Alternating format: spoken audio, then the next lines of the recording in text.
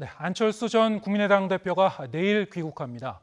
낡은 정치와 기득권에 대한 청산이 필요하다면서 정계 복귀의 뜻을 밝혔는데요. 안 전 대표의 귀국으로 제3지대 정계 개편도 급물살을 탈 것으로 보이지만 아직 구체적인 행보는 정해지지 않았습니다. 총선을 80여일 앞두고 빠르게 돌아가고 있는 전국, 성공회대 신문방송학과의 최진봉 교수 그리고 공감과 논쟁 정책센터 장성철 소장 두 분과 자세한 얘기 나눠보겠습니다. 자, 어서 오십시오. 안녕하세요. 반갑습니다. 네, 그동안 언제 돌아오는지 여러 가지 관측이 있었던 안철수 전 대표 내일 오후에 이제 오는 걸로 이제 그 점은 이제 분명하죠. 네, 그렇습니다. 네, 자 내일 이제 공항 기자간담회가 이제 예정돼 있는데 자 어떤 얘기를 할 걸로 지금 예측하십니까? 뭐 1차적으로 제가 볼 때는 입국하자마자 낡은 정치를 타파하기 위해서 돌아왔다 이런 얘기를 할 겁니다. 본인이 정치에 다시 복귀하게 된 이유가 정치가 너무 대립 구도이고 통합도 모르고 그다음에 혁신과 개혁이 없다 이런 얘기를 주로 할 것 같고요. 낡은 정치를 타파하고 새로운 정치를 다시 시작하겠다는 의지를 표명할 걸로 보입니다. 그리고 나서 이제 본인의 행보에 대해서는 직접적인 언급을 삼가할 걸로 보여요. 왜냐하면 네. 지금 세 갈래 정도의 길이 있는데 제가 볼 때는 입국해서 아마도 이제 주요 사람들하고 만나서 얘기도 하고 또 본인과 관계돼 있는 이제 의원들하고도 얘기도 나누고 이러면서 아마 행보를 정할 것 같은데 그래서 아마 내일은 큰 관점에서 현재 정치 상황에서 본인이 다시 등판할 수밖에 없었던 이유를 설득하는 그런 네. 내용들이 주 내용이 될 것이고 예. 본인의 이제 구체적인 행보에 대해서는 조금 시간을 두고서 네. 정하지 않을까 이렇게 생각이 됩니다. 네, 내일도 이제 구체적인 얘기는 이렇게 나오진 않을 것 같습니까? 어떻게 지금 전망하시는지요? 그냥 국민들께 인사하겠죠. 저 돌아왔습니다. 예. 저 갈등과 분열에 이러한 정치권 제가 한번 새 정치로 극복을 해 보겠습니다. 예. 그런 원론적인 얘기를 할 것 같습니다. 예. 지금 말씀하셨다시피 이제 앞으로의 이제 행보가 이제 주목되는 건데 지금까지 이제 안철수 전 대표의 발언들을 보면은 물론 여러 가지 전언이 많았습니다만 예. 지금 오랜만에 돌아온 안철수 전 대표가 어떤 모습으로 좀 변신해서 어떤 새로운 비전을 갖고 좀 오는지 아직은 좀 모호한 측면이 좀 많이 남아 있는 것 같습니다. 그렇죠. 사실은 이제 안철수 전 대표에 대해서 호불호가 갈리잖아요. 예. 그러니까 정치에 들어오셔가지고 여러 가지 새로운 면도 보여줬지만 사실은 좀 실망하는 부분도 좀 있었어요. 그래서 제가 볼 때는 또 외국에 있으면서 본인이 특별히 정치적인 행보를 하거나 정치적인 어떤 변화의 모습을 보여준 부분은 아직까지 없거든요. 그래서 예. 들어와서 어떤 모습을 보이느냐가 앞으로의 본인의 이미지에 도움을 결정하는 데 도움을 주겠지만 네. 지금 당장은 제가 볼 때 큰 파급력을 갖고 오시지는 못하지 않겠나 이런 생각은 들어요. 개인적으로. 예. 개인적인 생각입니다만. 내일 예. 내일 돌아오고 이제 모레 현충원 참배하고 또 이제 바로 광주로 가서 5.18 묘역을 참배한다고 해요. 네. 이게 상당히 어떤 의도를 갖고 이렇게 일정을 정한 거겠죠? 전 두 가지라고 봐요. 예. 하나는 감사, 예. 또 다른 하나는 탐색. 네. 이겁니다. 2016년도에 국민의당은 28석의 호남 의석 중에 23석을 석권했습니다. 예. 그렇게 전폭적인 지지를 보내준 호남 주민들에게 감사의 표현을 표하는 거라고 보여지고요. 또 하나는 그때 영광을 우리가 되찾아올 수 있느냐, 다시 그런 전폭적인 지지를 받을 수 있느냐, 그러한 돌풍을 내가 재현할 수 있느냐, 그거에 대한 탐색으로 그렇게 호남 거기 가는 거라고 생각을 합니다. 네. 과연 당시의 돌풍을 재현할 수 있을지. 자, 20대 총선에서 그야말로 이제 녹색 돌풍을 일으켰었는데요. 예. 이번 총선은 어떨 걸로 지금 전망하시는지? 제가 볼 때는 그때 그 당시에 그런 돌풍을 일으키기는 좀 어려울 거라고 봅니다. 예. 지금 많이 호남 지역의 지지율이라든지 아니면 안철수 전 대표에 대한 어떤 지지율 이런 부분들이 많이 빠지고 있는 상황이에요. 그래서 지금 예컨대 대선 후보군에 집어넣고서 예컨대 돌려보면 여론조사를 돌려보면 전체로 지지율이 좀 떨어지고 있는 상황이거든요. 예. 그래서 예전에 국민의당을 처음 창당해서 선거에 나섰을 때와 지금의 상황은 많이 다르다. 시간적으로도 지금 3개월 정도 남았지 않습니까? 예. 그런 상황에서 본인이 다시 신당을 창당한다거나 아니면 지금 할 수 있는 방안은 바른미래당에 들어가서 완전히 새로운 면모를 갖춰서 다시 이제 도전을 해야 되는데 그러게 시간적으로도 좀 한계가 있을 수 있고요. 호남의 정서라든지 아니면 지지율 부분에 있어서 예전에 국민의당이 갖고 있었던 그런 지지율을 다시 얻기는 어렵다. 그때는 사실은 당시 이제 민주당에 대한 어떤 실망한 부분들이 호남 지역에서 정서가 작동을 해서 결국 국민의당을 대안으로 선택의 지지를 했는데 지금은 그런 상황은 아니라고 보여지거든요. 지지율로 봐서는. 그렇다고 하면 안철수 대표가 다시 돌아오더라도 그 당시에 어떤 바람을 일으킬 정도의 파급력을 가질 가능성은 낮다 이렇게 봅니다. 네. 저도 우리 최진봉 교수님의 의견에 동감을 표해요. 당시에 2016년도에 녹색 돌풍이 일어났던 이유는 두 가지였습니다. 하나는 호남이 당시 반문 그런 정서가 있었어요. 예. 왜냐하면 김대중 대통령의 대북 송금 사건을 노무현 정부에서 조사하지 않았습니까? 그래서 김대중 전 대통령과 거기 따르던 분들이 상당히 많은 고초를 겪었거든요. 예. 그렇기 때문에 그거에 대한 반감이 있었고요. 또한 안철수라는 사람의 새 정치에 대한 기대감과 저 사람 대권 후보 아니야? 우리가 한번 밀어주고 키워주자. 그런 생각을 가진 것 같습니다. 그래서 그런 녹색 돌풍이 일어났는데 이번에는 이 민주당 정권에 대한 전폭적인 지지가 나올 거라고 생각을 해요.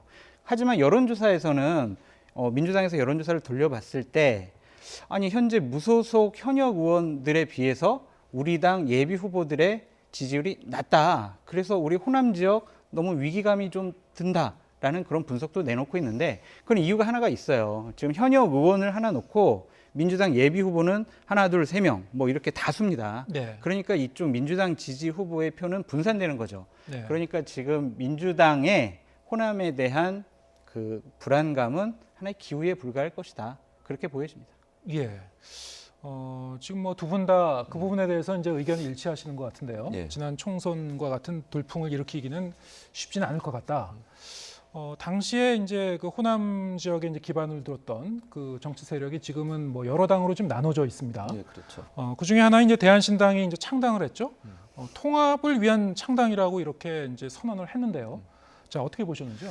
그 통합을 위한 창당이라고 신당을 만들었는데 네. 통합이 되기가 좀 어렵지 않겠나 하는 생각은 들어요, 개인적으로. 물론 뭐 그거야 시간이 지나면서 어떻게 바뀔 수도 있지만 지금 상황으로 봐서는 대한신당에 들어올 수 있는 분들이 그럼 민주평화당에 남아있는 분들 중 그분들이 다시 들어오거나 아니면 바른미래당에 있는 분들이 신당으로 다시 합당을 해야 되는데 그럴 가능성은 저는 낮다고 봅니다. 지금 상황으로 예. 봐서는. 왜냐하면 바른미래당 같은 경우에는 지금 안철수 전 대표가 비례대표를 어느 정도 영향력 행사해서 비례대표 앉아 있는 분들이 많이 있잖아요. 그분들이 당을 탈당해서 나올 가능성이 저는 낮다고 보여지고 또 하나는 대한신당이 정말 그러면 이번 선거에서 파급력을 가질 수 있을 만큼의 그런 영향력을 갖고 있느냐 차원에서 본다고 하면 그 당이 가서 본인이 당선 가능성에 대한 어떤 어느 정도 예측이 가능해야 될 텐데 예. 그럴 가능성도 낮기 때문에 예. 전체적으로 대한신당에 들어와서 그 본인의 정치 생명을 거기와 함께 하겠다 이런 각오나 아니면 표현을 할 수 있는 사람들은 그렇게 제한적이다 이런 생각이 들기 때문에 예. 제가 볼 때는 대한신당은 물론 신당 제3지대 신당이라고 하는 캐치프레이즈를 내걸면서 예. 다른 사람들을 끌어모으려고는 하지만 지금 현재 상황으로 봐서는 예. 어떤 변수가 나중에 생길지 모르겠습니다만 지금 현재 상황으로 봐서는 그럴 가능성은 좀 낮은 게 아닌가 이렇게 전망해 볼 수 있을 것 같습니다. 예. 지금 뭐 말씀하셨듯이 안철수 전 대표가 과연 대한신당 쪽으로 눈길을 돌릴 수 있을지 사실 이제 박지원 대한신당 의원 같은 경우에는 안철수 전 대표를 아주 그냥 평가절하를 해버렸습니다. 안철수 전 대표 측도 여기에 대해서 뭐 이제 은퇴하시라 이렇게 뭐 응수를 하기도 했고요.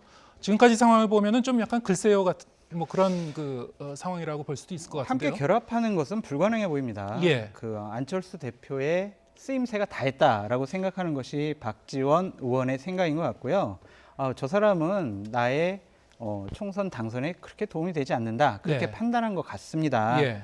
그리고 솔직히 좀 유감인 것은요. 우리 박 전 대표가 그래도 79세로서 정계 원로 아닙니까? 근데 후배 정치인한테 너는 이제 정치 생명이 끝났어. 이런 식으로 얘기하는 것은 정계 원로가 할 수 있는 비아냥, 조롱 네. 이런 얘기거든요. 예. 이것은 좀 너무 정계 원로로서 답지 못하다라는 그런 생각이 들고요.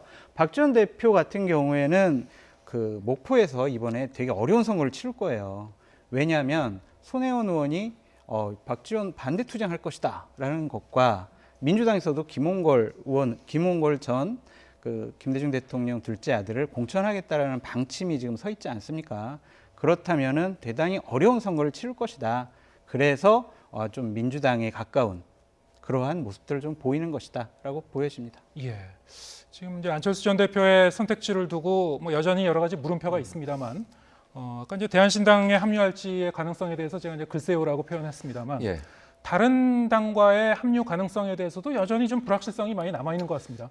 예, 맞습니다. 뭐 일단 그 바른미래당 같은 경우는 어떻게 보시는지요? 바른미래당 같은 경우는 두 가지 전제 조건이 있어요. 첫째는 손학규 대표의 거취 문제가 해결이 돼야 됩니다. 예. 만약에 안철수 전 대표가 바른미래당으로 다시 들어가려면 손학규 전 대표가 퇴진을 하시든지 아니면 이선으로 물러나셔야 될 수밖에 없어요. 예. 만약에 손학규 대표께서 계속 자리를 지키시는데 안철수 대표가 전 대표가 들어간다, 그건 거의 불가능한 상태라고 보여지고, 그리고 제가 볼 때는 만약 바른미래당에 간다고 하면 당명도 바꾸거나 아니면 쇄신의 모습을 보일 겁니다. 분명히 지금의 체제가 아닌 전혀 새로운 체제로 다시 당을 정비해서 예. 그리고 총선에 나갈 가능성이 있다고 보여지거든요. 그래서 예. 하나의 가능성이긴 해요. 안철수 전 대표가 바른미래당에 갈 가능성은 아직도 남아 있습니다. 살아 있습니다. 다만 전제 조건은 손학규 대표의 거취 문제가 해결이 돼야 되고 예. 두 번째는 당을 완전히 쇄신하는 모습으로 바꿀 겁니다. 예. 그리고 나서 새로운 돌풍을 시도해 볼 겁니다. 그래서 예. 바른미래당에 갈 가능성은 높다고 보여지고요. 그러나 자유한국당에 갈 가능성 그 부분은 좀 낮다고 보는데요. 저는 개인적으로. 그러니까 본인 이태규 의원도 지금 뭐 그 얘기를 했잖아요. 보수라는 이름에 대해 상당히 뭔가 뭐 부담을 갖는지 아니면 뭐 거리낌을 갖는지 잘 모르겠습니다. 안철수 전 예. 대표가 그런 부분에 상당히 거리를 두려고 합니다. 지금. 예. 그리고 본인이 지금 상황에서 보수 정당에 들어가는 것 자체가 도움이 안 된다고 볼 거라고 저는 봅니다. 본인의 대권 행보에 있어서 예. 중도층을 아우르면서 뭔가 개혁적인 모습을 보여줘야 되는데 지금의 자유한국당의 모습은 그런 모습을 본인이 담아내기에는 아직 예. 부족한 면이 있기 때문에 예. 그쪽으로 선택지를 옮길 가능성은 저는 낮다고 봅니다. 예. 저도 한 말씀 드리고 네네. 싶은데요. 그 우리가 안철수 전 대표가 행동하고 말한 것에 우리가 유추해 볼 수 있어요. 향후 행보를. 이분이 계속 마라톤을 하지 않았습니까? 예. 또한 책을 보면 마크롱 얘기를 많이 했어요. 예. 이 두 가지의 특징이 있습니다. 마라톤도 혼자 하는 것이고 예. 마크롱 프랑스 대통령도 따르는 의원 하나 없이 본인이 대통령이 됐거든요. 네. 그러니까 나도 와가지고 바른미래당이든 아니면은 중도 통합 신당 이런 보수 우파의 대통합에 참여하지 않고 예. 독자 세력화를 하겠다. 예. 그래서 홀로서기를 하겠다. 예. 그래서 내가 다음번 대선 후보의 길을 가겠다. 예. 그렇게 읽혀집니다. 예.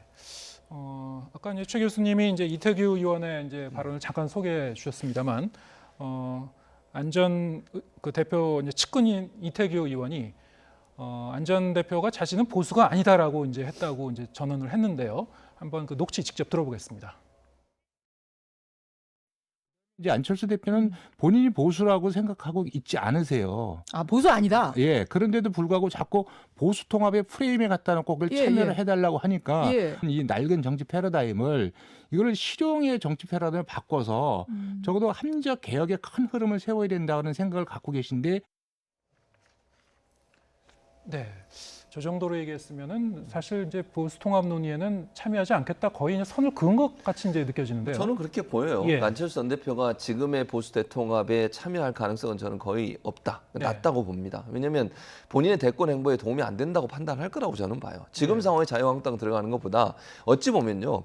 나중에 총선 끝나거나 대선 전국이 돼서 그 상황에서 보수 대통합에 어떤 그 기치를 가지고 들어갈 가능성은 저는 남아있다고 보거든요. 아직은. 예. 그러나 지금 총선을 앞두고서 보수 대통합에 발을 들인다는 것 자체가 예. 본인의 정치 행보에 상당히 부담이 될 수밖에 없고요. 예. 본인은 중도를 계속 얘기했고 혁신과 개혁을 얘기했는데 아직까지 아까도 잠깐 언급해드렸습니다. 자유한국당의 모습을 보면 그런 모습이 아직은 좀 부족한 면이 있어요. 예. 그런 차원에서 본인이 거기에 발을 들였다가는 본인의 이미지와 본인이 하려고 하는 정치적 행보에도 상당히 부담이 될 수밖에 없습니다. 그러면 예. 그러니까 본인의 이미지가 굳혀지는 거잖아요. 예. 자유한국당의 통합에 함께 동참하는 순간.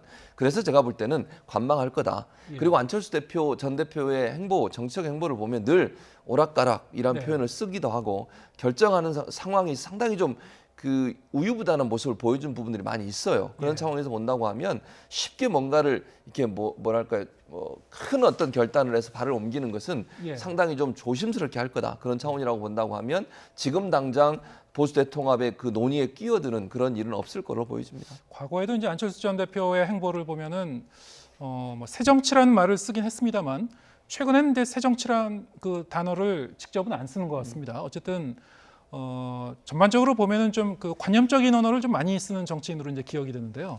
그렇죠. 예. 우리가 과거에 되게 우스갯소리로 얘기한 게 여의도에서 가장 우리가 의문시되는 게 안철수의 새정치의 실체가 뭐냐 이런 예. 얘기를 많이 했거든요. 어쨌든 본인의 명분과 정치하는 이념을 새정치라고 하나로 압축해서 표현했지만 그거에 걸맞는 행동을 보여주지 못했습니다. 네. 그렇기 때문에 많은 국민들이 실망을 한 것이고요. 저는 안철수 대표가 이제 내일 귀국을 해서 주목해야 될 하나의 우리 포인트가 있다고 생각을 합니다. 예. 이게 뭐냐면 이번에 설 전에 들어오겠다는 것은 총선에 출마하겠다는 겁니다. 예. 그러면 총선 출마 지역을 어디로 선택할 것이냐 네. 그것이 상당히 중요해 보여요. 제 생각엔 안철수 대표가 고향인 부산에서 출마할 것 같다라는 생각이 듭니다. 예. 왜냐하면 차기 대권 후보로서의 길을 가겠다고 아까 말씀드렸는데 그러기 위해선 본인에게 강력한 지역적인 기반이 필요합니다. 그래서 안철수 대표는 부산 경남 이것을 나의 다음번 대권 후보 도전에 중요한 지역적 발판으로 삼겠다. 그거의 첫 관문으로 이번에 부산으로 한번 출마해 보지 않겠느냐. 저는 그렇게 전망해 봅니다. 네. 뭐 어차피 이제 많은 사람들이 만약에 이제 정치에 복귀하게 되면은 총선을 넘어서 대권까지 좀 염두에 두고 복귀하는 것이 아니겠냐 이렇게 추측은 합니다만 예.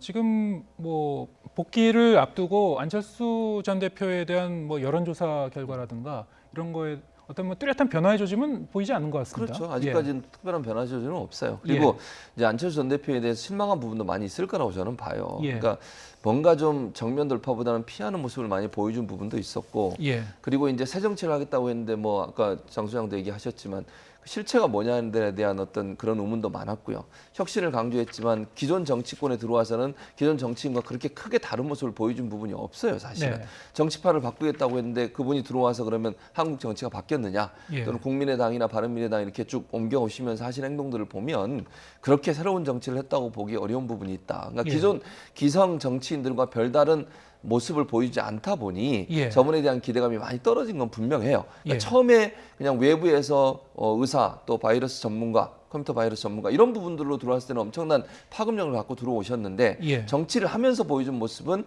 그때의 그런 혁신적이나 개혁적 모습보다는 그냥 기성 정치인의 모습을 그대로 보여준 답습했던 모습 때문에 실망감이 많이 있습니다. 만약에 본인이 대권에 다시 도전하려면 그런 부분들을 새롭게 보여준다고 저는 생각해요. 예. 그러니까 외국에 나가 계시는 동안 어떤 행동을 했는지 어떤 공부를 많이 하셨는지 모르겠지만 정치의 판을 완전히 바꿀 수 있는 새로운 어떤 모습과 변모를 보이지 않으면 그거는요 처음 본인이 정치에 들어올 때보다 2배 이상 힘이 들 거라고 저는 봅니다. 예. 이미 기성 정치인의 모습으로 이미지가 어느 정도 정형화돼 있는 상태에서 다시 그걸 깨고서 새로운 혁신의 아이콘으로 올라서려면 지난번 처음 들어왔을 때보다 2배 이상의 노력이 필요하기 때문에 그 자체가 힘들지 않겠나 하는 게 제 개인적인 생각입니다. 예, 뭐 두 분 말씀 지금 들어보면은 어느 정도 좀 일치하는 그런 부분이 있는 것 같고요.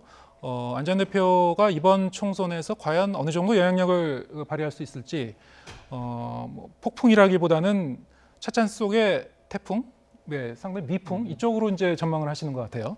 저는 항아리 속의 미풍이다 그렇게 네. 표현을 하고 싶어요. 왜냐하면 이제 내일 귀국하잖아요, 안철수 대표가.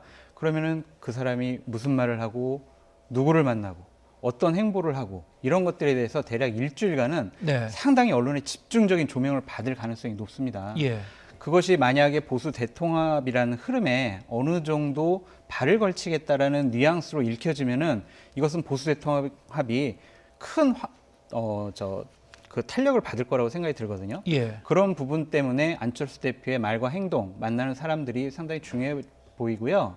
결국에는 아까 말씀드렸듯이 독자 세력화해서 본인 홀로서기를 할 것이다. 예. 그래서 대선 후보의 길을 갈 것이기 때문에 네, 양당의 이번 총선의 결과에는 그렇게 큰 영향을 미치지는 못할 것이다. 예. 그러니까 총선에 큰 변수는 되겠지만 결과에는 큰 그 영향을 미치지 못할 것 같다는 예. 생각이 듭니다. 사실 이제 이 한 인물에 대한 이제 관심도 관심이지만 지금 야권의 이제 정계 개편 움직임이 계속 좀 계속되고 있기 때문에 네. 거기서 어떤 변수가 될지 뭐 이런 관심도 있는 것 같습니다. 사실은 지금 한국당이 이제 보수 통합 그 논의 과정을 계속 진행하고 있습니다만 이 과정에서 김영호 전 국회의장을 이제 공천관리위원장으로 이제 임명을 했습니다. 김 위원장이 대규모 현역 물갈이를 이제 예고하는 발언이 있었는데요. 그 부분 먼저 듣고 다시 오겠습니다. 완전한 국민 경선을 한번 생각해야 될 때가 아닌가. 외국의 제도를 우리가 무조건 받아들여서는 안 되고 한국형 오픈 프라이머리, 한국형 완전 국민 경선제를 우리 자유한국당에서 실현을 해서 그야말로 정치 신인이 진입 장벽 때문에 턱을 넘지 못하는 이런 일은 없도록 해야 되겠다. 네, 이 오픈 프라이머리 완전 국민 경선제 카드를 다시 꺼낸 건데요. 예. 이게 이제 그 당원뿐만이 아니고 국민한테도 이제 추천권을 주는 국민이 이제 참여할 수 있도록 하는 건데 과거에 좀 도입하려다가 실패했던 거 아닌가요?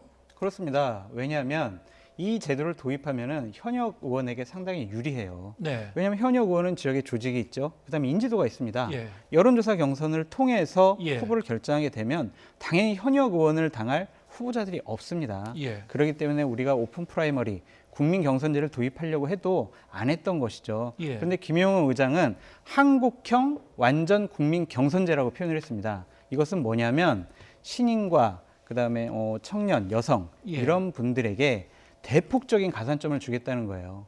지금은 여론조사에서 20% 나오면 예. 본인이 받은 거에 30% 정도의 가산점을 준다고 하면 예. 20%에 30%면 대략 6%잖아요. 예. 그 정도 가지고는 현역원을 이길 수가 없다. 네. 그렇기 때문에 대폭적인 가산점을 높여서 신인에게 유리한 그러한 국민 경선제를 만들겠다고 하는데, 완전 국민 경선제를 하겠다는 것은 우리 과거에 소수의 밀실의 권력자들이 모여서 내 사람 챙기는 그런 공천을 하겠다는 게 아니라 국민들께 공천권을 돌려드리겠다. 네. 그러한 의지의 표현이라고 생각이 듭니다. 예. 이제 김영호 위원장이 이번에 뭐 황교안 대표에게 뭐 정권을 위임받았다라고 하면서 고강도 쇄신을 이제 예고한 그런 부분이 있었어요. 뭐 얘기하면서 이제 물갈이가 아닌 판갈이가 돼야 된다, 뭐 이렇게까지 얘기했습니다. 예. 자, 이 판갈이의 대상 그러면 결국 이제 현역 의원들을 대거 좀 그 테이블 위에 올려놓겠다, 이런 걸로 이제 해석하면 될까요? 그럼요. 그렇게 해석이 될 수밖에 없죠. 구닥다리라는 표현까지 썼어요. 예, 구닥다리라고 했습니다. 뭐 그 예. 표현을 뭐 제가 쓴 게 아니라 김영호 위원장이 쓰셨으니까. 근데 예. 그 표현을 쓸 정도면 사실은 현역의 다선 의원들이나 당에서 많은 혜택을 받았던 분들은 이제 좀 이선 후퇴하시고 새로운 신진 세력들이 많이 들어올 수 있도록 길을 좀 열어달라, 이런 의도라고 저는 보이지거든요. 그래서 예. 대폭적인 어떤 그 가산점을 줘서 신인이나 아니면 새로운 정치 세력들이 국회에 들어와서 정말 활력 있는 새로운 어떤 도전을 할 수 있는 기회를 제공해 주자는 것인데, 예. 저는 이제 저 말에 전적으로 동의해요. 저는 그러니까 김영호 위원장의 말씀에 전적으로 동의하는데, 과연 현역 의원들이 저걸 그대로 두고 볼까요? 예. 이제 늘 공천 있을 때마다 공천 대학살이니 뭐 충돌이니 아니면 탈당하겠다는 등 뭐 여러 가지 얘기들이 나오고 있잖아요. 그래서 현역 의원들의 반발이 어느 정도 있을 텐데, 그걸 어느 정도까지 넘어설 수 있을까? 또 계파들이 서로 간에 어떤 힘겨루기를 할 수밖에 없는 상황이 될 것이고요. 예. 그런 상황에서 과연 이 모든 것을 넘어서서 정말 지금 김영호 위원장이 말씀하신 저 일이 이루어질 수 있을지는 좀 기다려 봐야 된다고 저는 봅니다. 예. 그러니까 예전에도 사실은 뭐 도장 들고 딴 데 가시고 막 이런 일도 있었잖아요. 그런 여러 가지 일들이 있었으니까. 그래서 저는 국회의원들이 정말 기득권을 좀 내려놔야 된다고 생각을 해요. 그래야만 저 지금 황교안 대표나 아니면 김영호 위원장이 얘기하신 저런 일이 실천이 되는 것이지, 예. 그렇지 않으면 사실은 현역 의원들의 반발이 있으면요, 저것도 벽에 부딪혀서 결국 공천 과정에서 또 다른 당내 분란으로 발산되게 되는 것이고, 그것이 총선에서 부정적 영향을 미칠 수밖에 없기 때문에 예. 중요한 것은 저런 의지에 대해서 현역 의원들이 좀 동참해주고 본인들이 먼저 앞장서서 저희를 지지해주는 그런 모습이 필요하지 않겠나 하는 생각이 듭니다. 예, 지금 그 한국당에서는 소위 이제 거물급 인사, 아니면 중진 의원 이런 분들의 그 험지 출마를 계속 이제 권유를 하고 있는데, 그런 와중에 이제 홍준표 전 대표가 경남 밀양에서 이제 출마하겠다고 밝혔습니다. 네. 이것과 관련해서 지금 당장 좀 어떤 그 갈등의 조짐이 좀 보이고 있죠. 당연히 갈등이 벌어지죠. 그 홍준표 대표가 본인 고향인 창녕에 출마하겠다고 하면 당연히 한국당으로서는 공천에 배제할 겁니다. 네, 왜냐하면 지금 홍준표 대표는 고향의 출마의 명분을 PK 지역이 좀 어렵다. 예, 그 지역에 내가 교두보를 마련을 하고 방패막이가 되겠다, 이런 얘기를 하는데, 실질적으로 지금 PK 지역은 민심이 상당히 한국당 쪽으로 지금 돌아와 있거든요. 예, PK 지역에 교두보를 마련하겠다는 이 말은 한국당이 총선에서 승리하는 교두보가 아니라 본인이 2022년 대선의 교두보를 마련하겠다는 겁니다. 네, 그래서 나를 험지로 몰지 말아라. 나는 당선이 확실한 PK 지역에 난 출마를 하겠다. 그런 뜻으로 읽혀지고요. 한국당의 딜레마가 있습니다. 이것은 공천을, 홍준표 대표를 공천 배제하더라도 이분은 무소속으로 출마해서 살아 돌아올 가능성이 높아요. 이것은 한국당으로서는 상당히 딜레마입니다. 예. 왜냐하면 우리 고향에도 출마하고 우리 지역의 국민들 같은 경우엔 우리 지역에 대선 후보를 좀 키워주자, 그러한 심정적인 동조 표현이 나타날 거라 생각이 듭니다. 네. 그래서 한국당으로서는 공천을 줄 수도 예. 안 줄 수도 없는 그런 예. 딜레마에 아주 빠져 있는 거죠. 어쨌든 뭐 황교안 대표는 공천 배제 가능성을 지금 언급을 한 셈인데요. 자, 어떻게 될지 잘 지켜봐야 될 것 같고, 자, 이 민주당 쪽도 보죠. 민주당에서는 이번에 사실 유례 없이 많은 이제 청와대 참모 출신 인사들이 출마를 준비하고 있습니다. 지금 추정컨대 한 70여 명 정도 된다고 하는데요.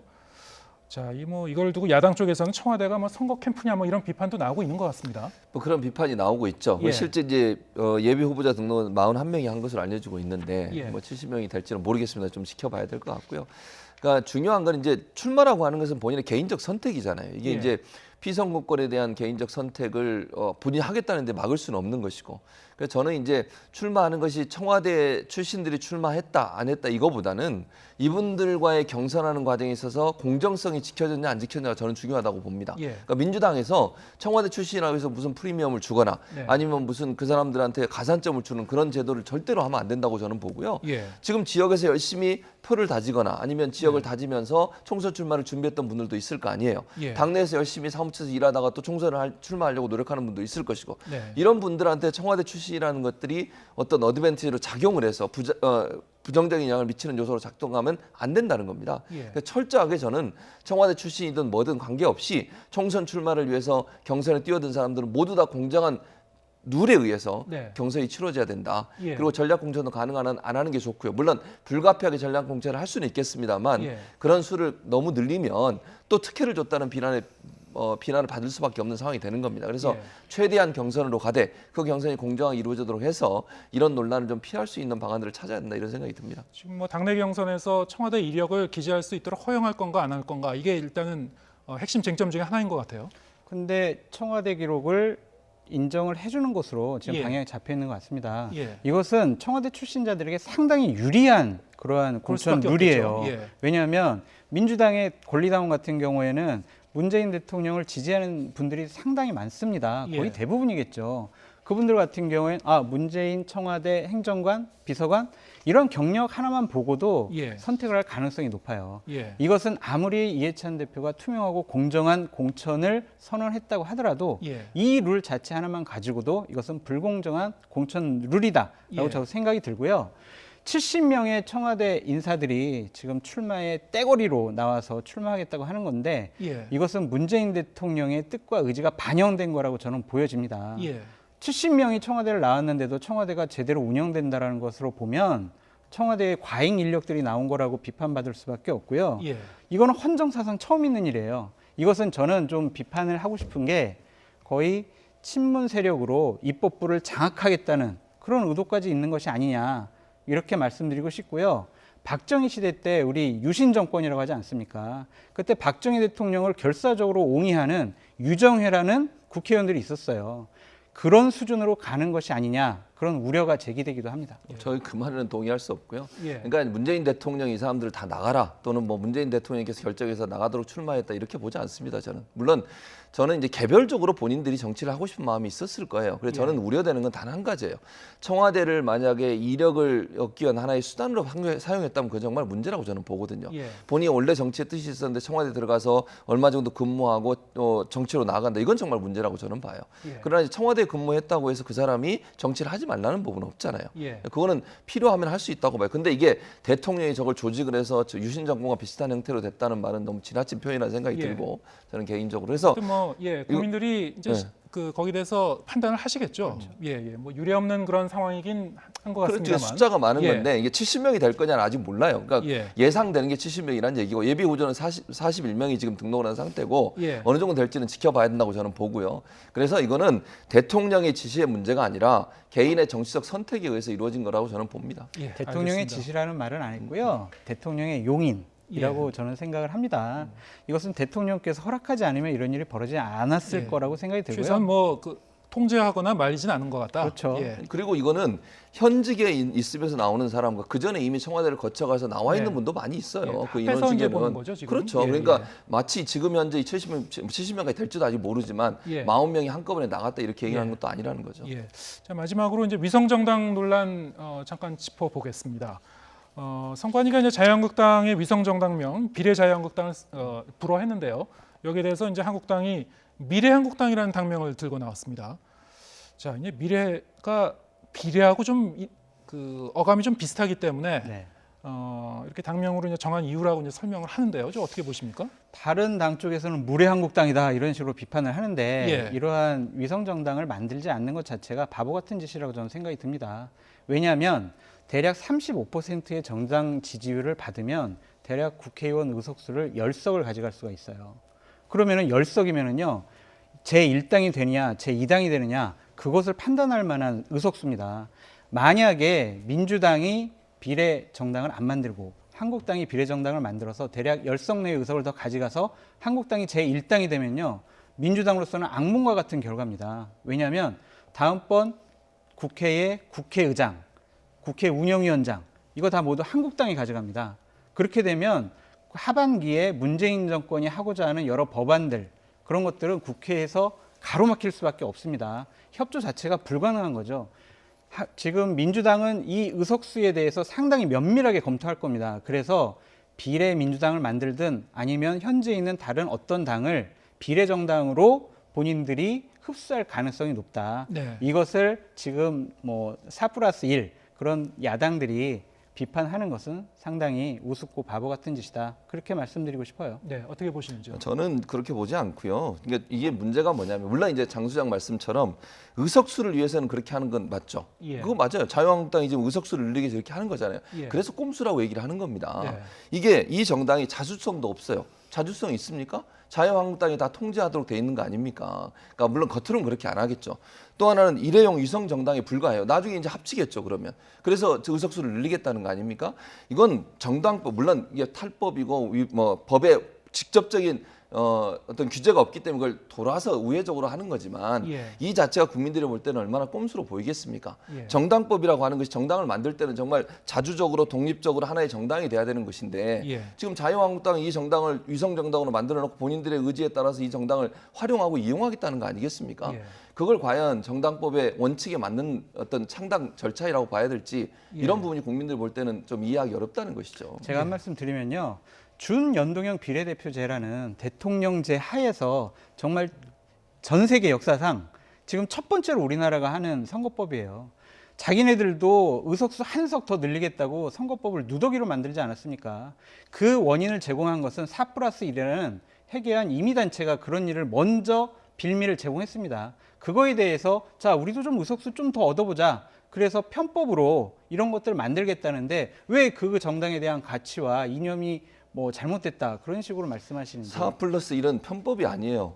독자적인 정당들이 합의에 의해서 본인들이 정치적 행위를 한 것이고 지금 위성정당 같은 경우에는 편법을 통해서 하는 거잖아요. 그러니까 4+1의 정당들이 그게 편법으로 만드는 정당들도 아니고 자기들이 정치적 이해관계가 맞아서 함께 뜻을 같이 해서 법을 통과시키는 것이 그게 불법적인 일도 아니잖아요. 국회법에 의하면요. 국회 의사 일정과 회기 그다음에 여러 안건 처리 이런 것들은요. 교섭단체와 협의해서 결정한다라고 돼 있습니다. 제1야당을 배제하고 4+1이라는 그러한 임의단체를 만들어서 제1야당을 무시하지 않았습니까? 임의단체가 아니라니까요. 예, 아니 이것은 4+1이 임의단체가 아니라 임의단체가 정당들이 예, 자기의 예, 예. 의견이 같아서 같은 예. 행동을 한 거예요. 임의단체가 아니라 지금 단체를 뭐 만든 게 패스트트랙 아니라. 법안을 처리하는 그 과정은 뭐 상당히 지난했고요. 지금 뭐 여야 간에 워낙 그 첨예한 대립이 계속돼 왔고 뭐 거기에 대해서는 사실 이제 정답을 내리기 좀 어려울 것 같습니다. 두 분이 여기 좀 토론을 하셔도 저희가 좀 시간이 제한돼 있어서요. 어쨌든 지금 이제 선거법 개정은 예. 어떤 특정 정당의 의석을 갖다가 늘린다기보다도 표심을 좀 더 정확하고 투명하고 공정하게 반영한다는 뭐 그런 어떤 대의 명분은 하에서 이제 만든 것이었기 때문에 지금 이런 각 당이 앞으로 어떻게 대응하냐에 따라서 어떻게 좀 표심이 제대로 반영되고 혹은 왜곡되고 이런 거 잘 지켜봐야 될 것 같습니다. 자, 오늘은 여기까지 두 분 말씀 듣겠습니다. 성공회대 신문방송학과 최진봉 교수 그리고 공감과 논쟁 정책센터 장성철 소장과 함께했습니다. 자, 오늘 말씀 감사합니다. 감사합니다. 고맙습니다.